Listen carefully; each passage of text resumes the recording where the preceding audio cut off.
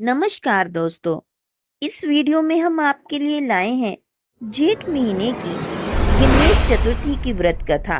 ज्येष्ठ मास की चतुर्थी का किस प्रकार पूजन करना चाहिए, इस महीने के गणेश जी का क्या नाम है और भोजन के रूप में कौन सा पदार्थ ग्रहण करना है। गणेश जी कहते हैं कि हे माँ, ज्येष्ठ कृष्ण चतुर्थी सौभाग्य एवं पति प्रदायिनी है। इस दिन मूषक रथा नामक गणेश जी की पूजा भक्ति पूर्वक करनी चाहिए। इस दिन घी निर्मित भोजन पदार्थ अर्थात हलवा, लड्डू, पूड़ी आदि बनाकर गणेश जी को अर्पित करें। ब्राह्मण भोजन के बाद स्वयं भोजन करें। हे माता, इससे संबंधित मैं आपको इतिहास वर्णन करता हूँ। गणेश पूजन और व्रत की विधि जो पुराण में वर्णित है, मैं उसे कहता हूँ। बहुत समय पहले सतयुग में 100 यज्ञ करने वाले एक पृथु नामक राजा हुए। उनके राज्य में दयादेव नामक एक ब्राह्मण रहता था। वेदों में निपुण उनके 4 पुत्र थे। पिता ने अपने पुत्रों का विवाह वैदिक विधान से कर दिया। उन चारों बहुओं में बड़ी बहू अपनी सास से कहने लगी, हे सासू जी, मैं बचपन से ही संकटनाशक गणेश चतुर्थी का व्रत करती आई हूँ। मैंने अपने पिता के घर में भी इस शुभदायक व्रत को किया है। हे कल्याणी, आप मुझे यहाँ व्रत अनुष्ठान करने की अनुमति प्रदान करें। पुत्रवधू की बात सुनकर उसके ससुर ने कहा, हे बहू, तुम सभी बहुओं में श्रेष्ठ और बड़ी हो। तुम्हें किसी प्रकार का कष्ट नहीं है। ऐसी स्थिति में तुम किस लिए व्रत करना चाहती हो? हे सौभाग्यवती, ये गणेश जी कौन है? फिर तुम्हें करना ही क्या है? कुछ समय के पश्चात बड़ी बहू गर्भिणी हो गई।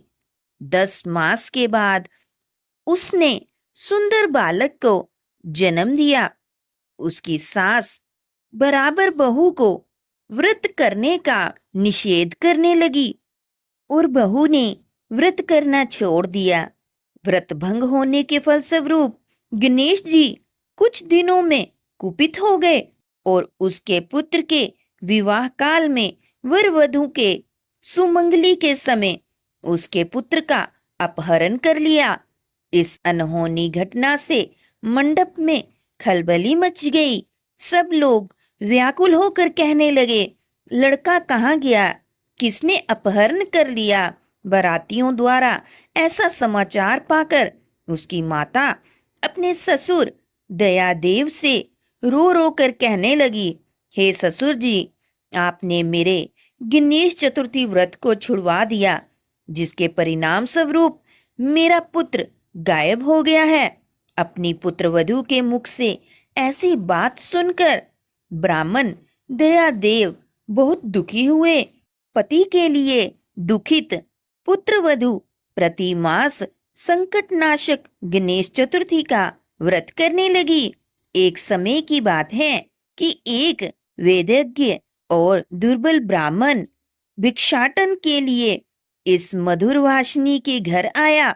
ब्राह्मण ने कहा कि हे बेटी, मुझे भिक्षा स्वरूप इतना भोजन दो कि मेरी क्षुधा शांत हो जाए।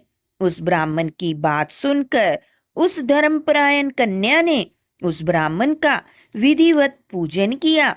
भक्ति पूर्वक भोजन कराने के बाद उसने ब्राह्मण को वस्त्र आदि दिए।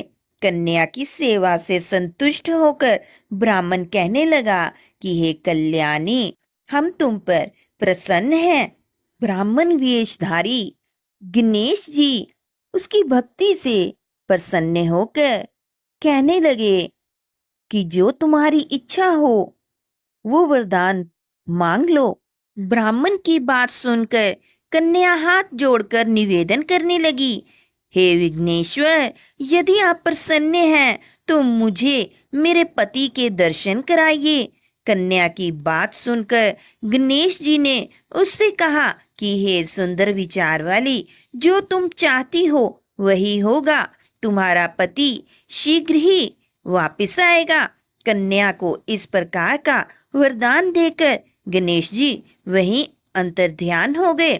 उसी समय सोम शर्मा नामक ब्राह्मण एक वन में से उस बालक को नगर में लाया।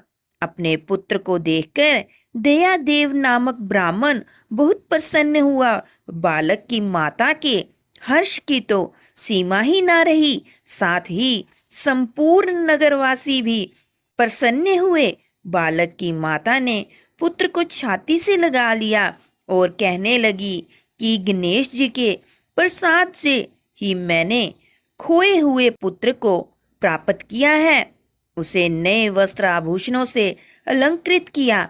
दयादेव तो बारंबार सोम शर्मा को प्रणाम कर कहने लगे, हे मित्र, आपकी कृपा से मैंने खोए हुए पुत्र को प्राप्त किया है।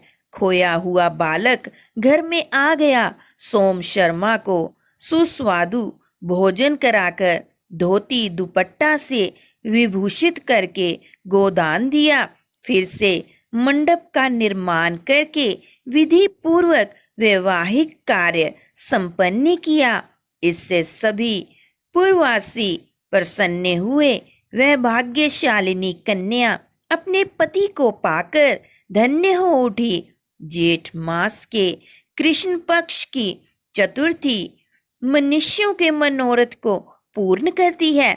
इस दिन नर नारियों को एक दंत गणेश जी की पूजा करनी चाहिए। हे देवी, पूर्व कथित रीति से भक्ति पूर्वक जो व्यक्ति इस व्रत का पूजन करेंगे उनकी संपूर्ण इच्छाएं पूरी होंगी।